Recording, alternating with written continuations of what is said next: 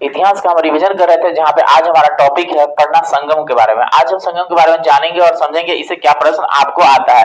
तो अपडेट के लिए आपको बताना चाहेंगे बीपीएससी का जो एग्जाम है जो 4 तारीख को होकर रहेगा, छात्रों का एडमिट कार्ड जारी कर दिया गया है। हालांकि सूचना में बताया गया है कि 12,012 छात्रों का एडमिट कार्ड जारी हो गया है। इसके लिए 22 सेंटर अलग अलग बनाया गया है, लेकिन वो जो बापू की परीक्षा भवन था उसको कैंसिल कर दिया गया, उसमें परीक्षा नहीं होगा, यही अपडेट है। लेकिन देखिए छात्र का मानना है कि पूरे सेंटर को, पूरे बिहार के एग्जाम को कैंसिल किया जाए, लेकिन बोर्ड इस पे कोई अपना प्रतिक्रिया नहीं जारी कर रहा, वो सिर्फ एक ही सेंटर के लिए एग्जाम ऑर्गेनाइज कर रहा है। देखिए उसमें क्या होता है नहीं होता है, अंतिम फैसला तो बोर्ड के पास ही है, लेकिन ये गलत है। एक साथ जब इतने सारे छात्रों का एक सेंटर पे था तो पूरे बनाया गया है 22 सेंटर बनाया गया, एक सेंटर को तोड़ करके। तो देख लीजिए 22 सेंटर पर, इसका मतलब ना गलत हुआ, तो उनको पूरे बिहार के लिए कैंसिल करना चाहिए था। लेकिन देखिए क्या होता है, हमारी तो मांग है कि आप सभी के साथ एक जैसा व्यवहार करें। देखिए आगे क्या होता है, बोर्ड का निर्णय साफ होगा जो होगा। सो संगम युग के बारे में पढ़ना है, जानते हैं इसके बारे में क्या महत्वपूर्ण आपके लिए एग्जाम से बनता है क्वेश्चन। तो देखिए बताना चाहेंगे, ऐतिहासिक युग के प्रारंभ में दक्षिण भारत के क्रमबद्ध इतिहास में जिन साहित्य का ज्ञान हमें उस समय हुआ उसको संगम साहित्य कहते हैं। यानी संगम साहित्य में मोटा मोटी आपको बता दें कि दक्षिण भारत में जो भी साहित्य कृत हुआ ना, वो इसी संगम में हुआ था, ठीक है। और इसी के बारे में हमको पढ़ना है। संगम का अर्थ था परिषद अथवा गोष्ठी। आपको पूछेगा संगम का मतलब क्या होता है, परिषद अथवा गोष्ठी। और इस परिषद में तमिल कवि, लेखक, विद्वान बैठते थे, एकत्र होते थे और अपनी अपनी कृतियां सबके सामने रखते थे। जो कृतियां पास हो जाता था उस कृतियों को वो प्रकाशित करते थे, ठीक है। प्रत्येक कवि अथवा लेखक अपनी रचनाओं को संगम का समक्ष प्रस्तुत करता था तथा उसकी स्वीकृति प्राप्त हो जाने के बाद ही इसका रचना प्रकाशन संभव हो पाता था, ठीक है। तो संगम का मतलब हुआ गोष्ठी, जहाँ पे कवि लेखक लोग बैठते थे, विद्वान लोग, और अपनी अपनी कृतियों को सबके सामने रखते थे। जो कृति पास हो जाता था वो प्रकाशित होता था, ठीक है। तो आपको बस इतना याद रखना, संगम का मतलब क्या होता है, तो गोष्ठी। गोष्ठी गोष्ठी क्या होता है, सब लोग एक जगह मिलते हैं, वही गोष्ठी, ठीक है। परंपरा के अनुसार अति प्राचीन समय में पांड्य राजाओं के संरक्षण में कुल 3 संगम हुए। अब यह प्रश्न बनता है कि संगम कितने ऑर्गेनाइज किए गए, 3। और किसके संरक्षण में, पांड्य राजा के संरक्षण में। इसमें संकलित साहित्य को ना संगम साहित्य कहते हैं। यानी कि 3 गो संगम हुआ, उसमें जो प्रकाशित हुआ वही ना संगम साहित्य हो गया, ठीक है। अब कहता है संगम साहित्य की संग्रह लगभग 300 ईस्वी पूर्व से 300 ईस्वी तक है तमिल द्वारा विविध सामाजिक पृष्ठभूमियों पर किया गया था। संगम साहित्य का विभाजन 3 भागों में किया गया। पहला है पथुपात्तु, दूसरा है इथुथोक्को, तीसरा आपका पादिनेक किलकल्लू। अब आपको बताना चाहेंगे तिरुवल्लुर, ये तमिल के एक लेखक है, इन्होंने एक रचना की कुराल की, ठीक है। ये तमिल साहित्य का एक अद्भुत ग्रंथ है। कहता है तिरुवल्लुर कृत कुराल तमिल साहित्य की एक आधारभूत ग्रंथ बताया जाता है। इसके विषय त्रिवर्ग, आचार शास्त्र, राजनीतिक, आर्थिक जीवन एवं प्रणय से संबंधित है। यानी कुराल के लेखक को जब आपको पूछेगा ना तो तिरुवल्लुर याद रखिएगा, ये तमिल के लेखक है, समझ गए। अब बात करते हैं इलंगो कृत शिल्पाधिकारम। तो इलंगो एक लेखक है तमिल के, जिन्होंने किताब लिखा शिल्पाधिकारम। इसको दूसरे शब्दों में कहता है पायलो की गीत। इसे ना पायलो की गीत इसको बोलते हैं। शिल्पाधिकारम को ही क्या बोला जाता है, पायलो की गीत। एक उत्कृष्ट रचना है जो तमिल जनता में राष्ट्रीय काव्य के रूप में माना जाता है। यानी तमिल जनता का राष्ट्रीय काव्य कौन हो गया, शिल्पाधिकारम। इसके लेखक कौन है, इलंगो। देखिए ये सब किताबों का परीक्षा पूछ देता है तो बहुत टफ क्वेश्चन बनता है, इसलिए ध्यान रखिएगा, क्योंकि दक्षिण भारत की है ना, और हम लोगों को उसके बारे में बहुत कम ज्ञान है, तो हमको खाली ध्यान में रखना। पूछेगा वहां पे 4 को दे देगा मिलान करने के लिए कि कौन से किसके लेखक है, ठीक है। शिल्पाधिकारम के लेखक है इलंगो और कुराल के लेखक है तिरुवल्लुर, ठीक है। कहता है इसमें 3 सर्ग जिन्हें 3 खंडों में लिपिबद्ध किया गया, यानी 30 सर्ग है इसमें। शिल्पाधिकारम में क्या वो सर्ग है, 30 गो। यह बौद्ध रुझान वाला महाकाव्य है, यानी समझिए ना, इस बौद्ध से संबंधित है, ठीक है। इसमें ना कावेरी पट्टनम के कोवलन, उनकी पत्नी कनगी एवं नर्तकी माधवी की प्रेम कहानी, यानी कि एक तरफ पति है एक तरफ पत्नी है, उसके एक तरफ नर्तकी है, ठीक है। यानी तीनों का ना प्रेम कहानी है इसमें, ठीक है। कहता मधुरा के बौद्धिक धर्मावलंबी व्यापारी शीतला सतनार ने कनकी की मणि मैखले की रचना की है। अब एक और किताब है जिसका नाम है मणि मैखले, ठीक है। मणि मैखले एक पुस्तक नाम है जिसके लेखक कौन है, शीतला सतनार।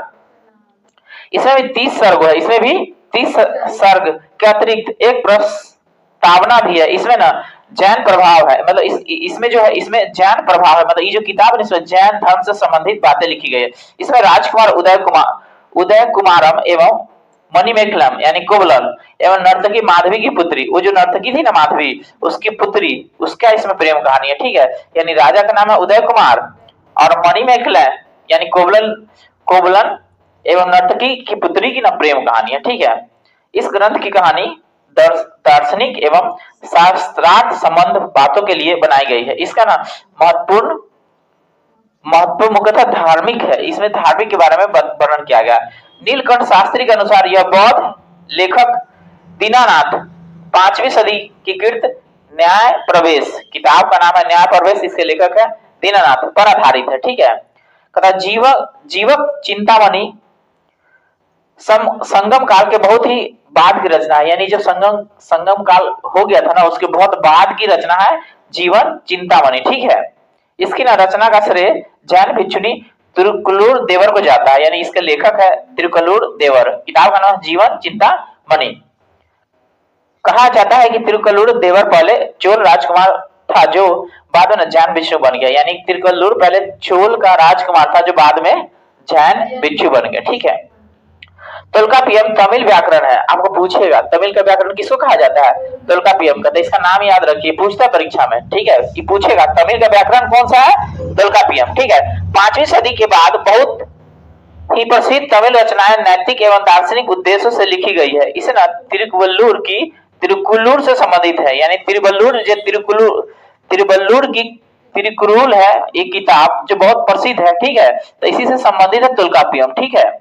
तथा राम कथा के अनेक तमिल संस्करण है जिसमें से सबसे प्रसिद्ध है कम्बन, इसकी ना रचना की है इरामावतारम, ठीक है।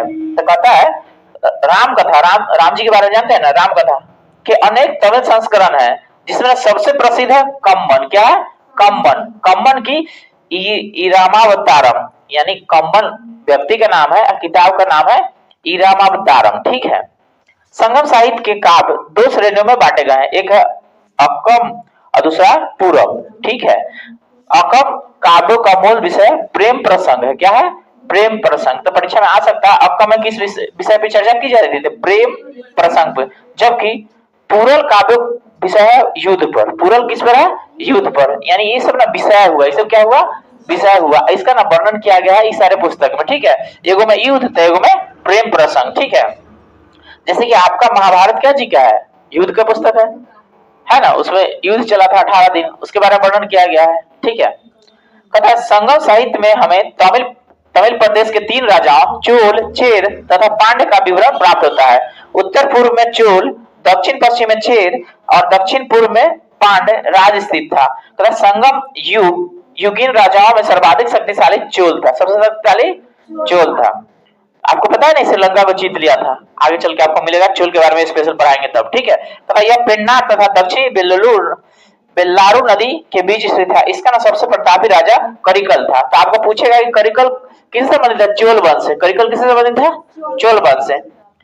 करिकल ब्राह्मण मतायनी था और इसने ब्राह्मण धर्म को राजकीय संरक्षण प्रदान किया था। तथा पुहार, पुहार पतन का नाम है, पुहार किसका नाम है, पतन का नाम है, पुहार किसका नाम है, पतन का नाम है, पतन समझते हैं ना, बंदरगाह, पुहार किसका नाम है, पतन का। पुहार बंदरगाह का निर्माण इसी के समय में हुआ, किसके समय में, करिकल के समय में, किसके समय में, करिकल के समय में। इसने कावेरी नदी के मुहाने पर बांध बनाया तथा सिंचाई करने के लिए नहरों का निर्माण करवाया था, ठीक है।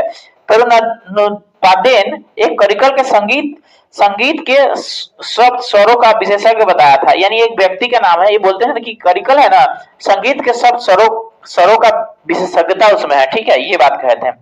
संगम युग का दूसरा राज था चेरो का, जो आधुनिक केरल प्रांत में, आधुनिक, यहाँ से ना बीपीएससी को क्वेश्चन पूछा था, ठीक है, इस बार 17वीं में, कि चेर की राजधानी कहाँ था, ठीक है, यही से क्वेश्चन था, ठीक है। हाँ, चेरो की राजधानी कहाँ था, ठीक है। इस राज के प्रमुख राजा थे उदयजीरम, लगभग 130 ईस्वी पूर्व में ये राज किए थे। नेदुजीरम आदम 155 ईस्वी में राज किए थे एवं सेनगुट्टुवन 180 ईस्वी में राज किए थे। सेनगुट्टुवन ने अधिराज की उपाधि ग्रहण की।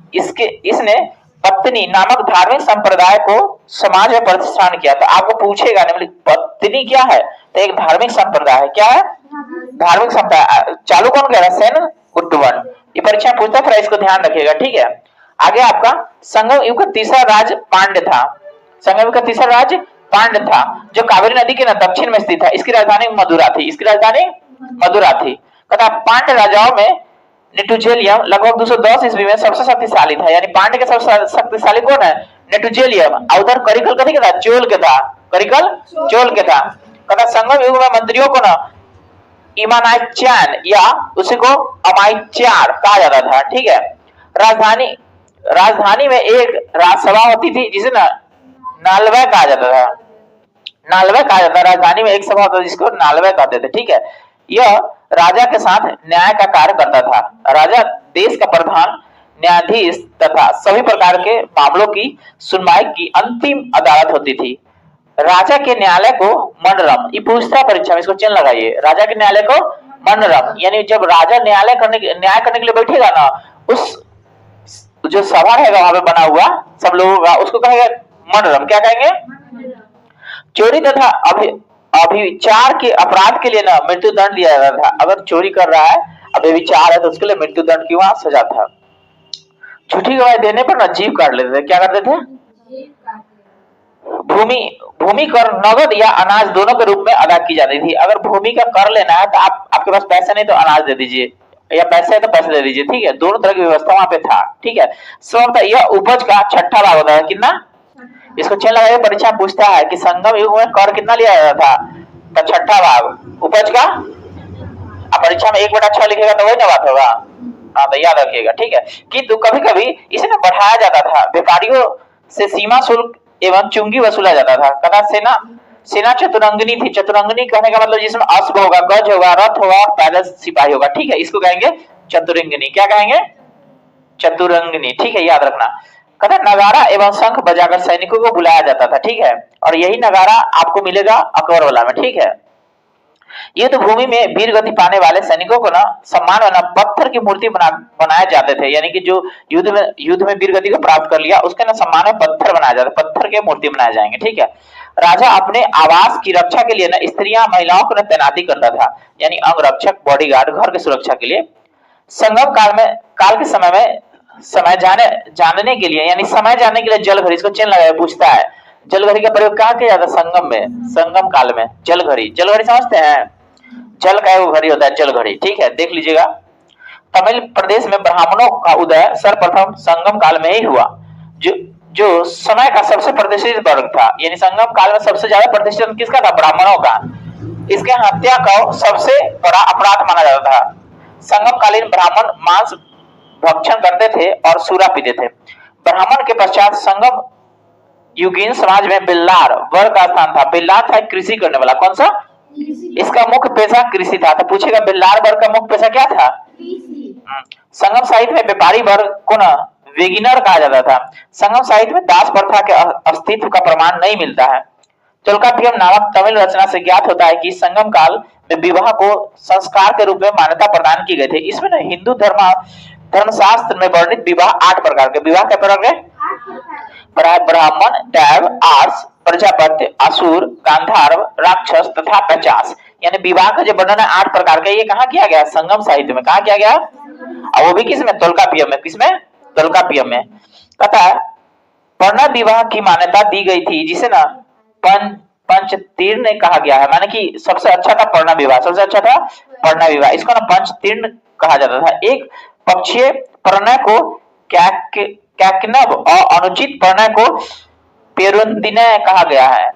संगम काल में चावल मुख्य न खाद्यान्न, वहां खाने के लिए क्या था? चावल। और चावल कैसे खाते थे? इसमें दूध में मिलाकर खाते थे, जिसको ना सांबर बोलते थे। क्या बोलते थे?